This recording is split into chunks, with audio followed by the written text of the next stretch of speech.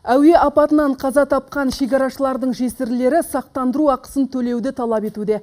Әрбір отбасына тиесілі сома 57 миллион 900 мың теңге. Естеріңізде болса, 2012 жылы 25 желтоқсанда Шымкент қаласының маңында Ан-72 тікұшағы апатқа ұшырап 27 адам қайтыс болған еді. Олардың отбасына мемлекеттік төлемдер төленген, алайда сақтандыру ақысы берілмепті. Осыдан 1,5 жыл бұрын сот шешімімен сақтандыру компаниясы тиісті қаражатты шекара қызметінің есепшотына аударғанымен қаржы зардап шеккендердің отбасына жетпеген. Сондықтан әуе кемесінің бортында болған азаматтардың жесірлері шекара қызметін сотқа берді. Алайда аталған ведомство сақтандыру ақысы қаржы министрлігіне аударылғандықтан жауапкер болудан бас тартты.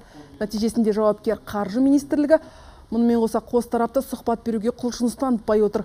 Бүгін бұл іс Сарыарқа аудандық сотында қаралды. Процестің ұзаққа созылатын түрі бар. Пограничный службадан арыз түскен сотқа. Бізді жауапкер ретінден алып тастаңыздар деп арызданған. Жауапкер ретінде кімді тарту? Арызданушының құқығы. Ақша страховой компаниядан түскен.